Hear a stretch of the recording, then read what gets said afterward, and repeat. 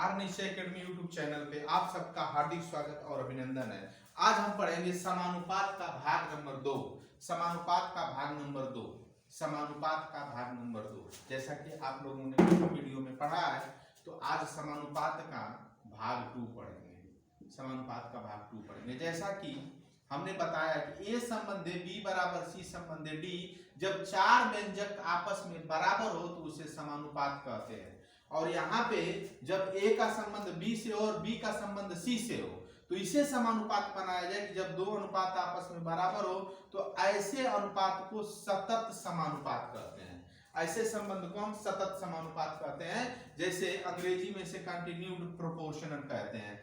ए संबंध बी बराबर समानुपात बी संबंध सी, ये हो जाएगा ए बटे बी बराबर बी बटे सी। तो अब देखिए, अब इसको हम करने का प्रयास करेंगे। ए समानुपात है, ये तो इससे हमसे मतलब नहीं है। भाग 1 में आप समानुपात को पढ़ लिए तो भाग 1 को हम हटा देंगे। हम सतत समानुपात के बारे में आपको बताएंगे। सतत समानुपात के बारे में बताएंगे। तो अब ए बटा बी बराबर बी बटे सी, तो अब a बराबर b का गुणा यहाँ करेंगे तो b स्क्वायर बटा c हो जाएगा। इसे हम प्रथम समानुपाती कहेंगे। अब देखिए, अब b स्क्वायर बटा a गुणे c है, तो अब b बराबर हमारा हो जाएगा रूट में a गुणे c। इसी b को यहाँ मध्य समानुपाती कहेंगे। मध्य समानुपाती कहेंगे, कभी कभी किताबों में मध्य अनुपाती कह देता है, तो मध्य अनुपाती मध्य समानुपाती कहेंगे। तो यही मेरा एसएससी में प्रश्न पूछा था कि दो पद देकर मध्य समानुपाती पूछ ले तो आप डाउट में न हो। मध्य समानुपाती का मतलब समझे, b बराबर करेंगे AC। और इसका तृतीय समानुपाती की बात करेगा। तृतीय समानुपाती का मतलब हो जाएगा c बराबर b स्क्वायर बटा के a। तो इसमें हमारे 3 पद हैं, 3 ही पद हैं, तो इसलिए हमारे 3 ही फॉर्मूले इसमें बनेंगे। तो मुझे आशा नहीं, पूरा विश्वास है कि ये आप समझ में, ये बात आपको समझ में आ गई होगी। आइए इस पर हम लोग प्रश्न हल करने का प्रयास करते हैं। इसी पे देख लीजिए, प्रश्न नंबर पहला कह रहा है कि 6 तथा 9 का प्रथम समानुपाती क्या है। प्रथम समानुपाती क्या है? प्रथम समानुपाती का मतलब कि ए पूछ रहा है और बी और सी कहीं ना कहीं क्या दिया है।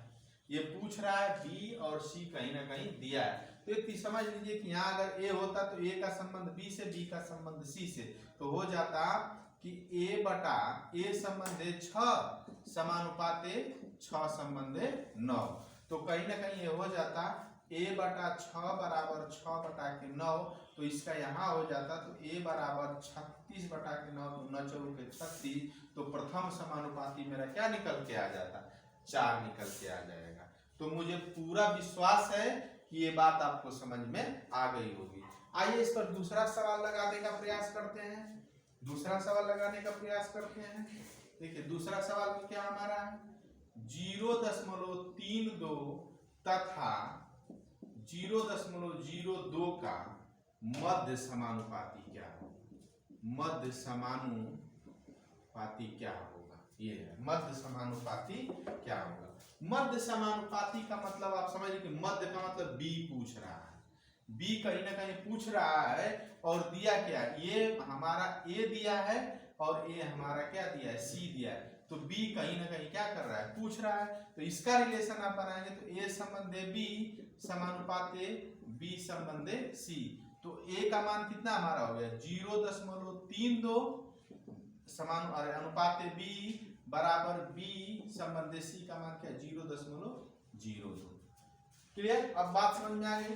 0.32 बटा के बी बराबर बी बटा के 0.02। तो बी का गुणा यहाँ करेंगे, इसका गुणा यहाँ करेंगे, तो हो जाएगा हमारा यहाँ पे कितना हमारा हो जाएगा?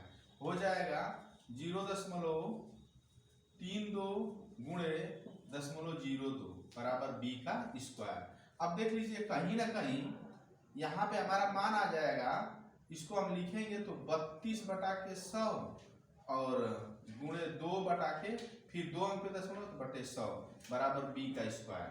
अब बी हटाएंगे तो रूट में हमारा हो जाएगा 64 बटा के 100 गुणे 100। तो अगर इसका वर्गमूल हम निकाल लेते हैं, वर्गमूल अगर हम निकाल लेते हैं तो ये मेरा क्या हो जाएगा 8 बटा के क्या हो जाएगा 100।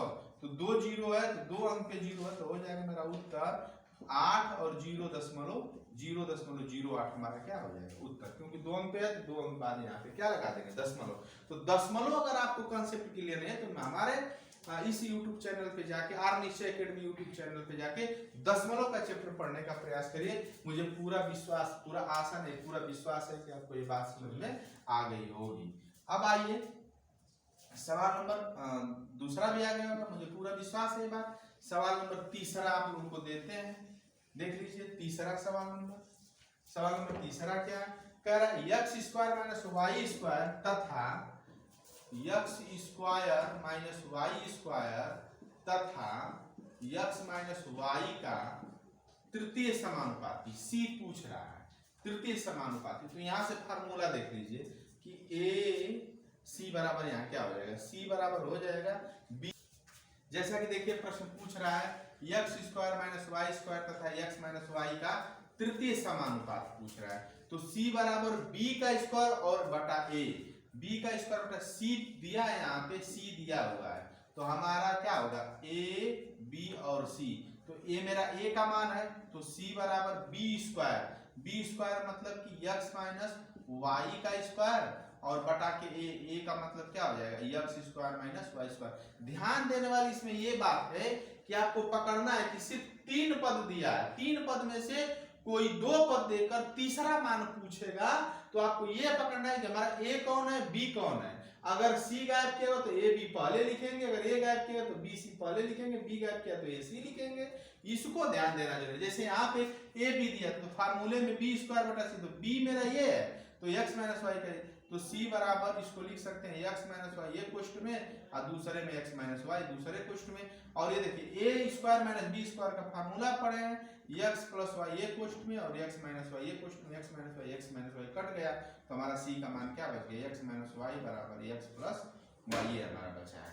तो मुझे आशा नहीं पूरा विश्वास है साथियों, भाई और बहनों कि आप लोगों को इस वीडियो को देखने के लिए बहुत बहुत धन्यवाद। मुझे हाथ जोड़ के निवेदन है कि इस वीडियो को ज्यादा से ज्यादा लाइक शेयर कमेंट करें ताकि आप लोग अधिक से अधिक हमारे पढ़ाए हुए इस गणित के सब चैप्टर को, इस गणित के अध्याय को आपको अच्छे तरीके से समझ में और अपने साथियों को, दोस्तों को इसका लाभ मिल सके। और बहुत जल्द ही हम लाइव क्लास लेके आने वाले हैं, समय शाम को 8 बजे से होगी और आपकी सारी क्लासेज लाइव चलाने का पूरा प्रयास करेंगे। बहुत बहुत धन्यवाद।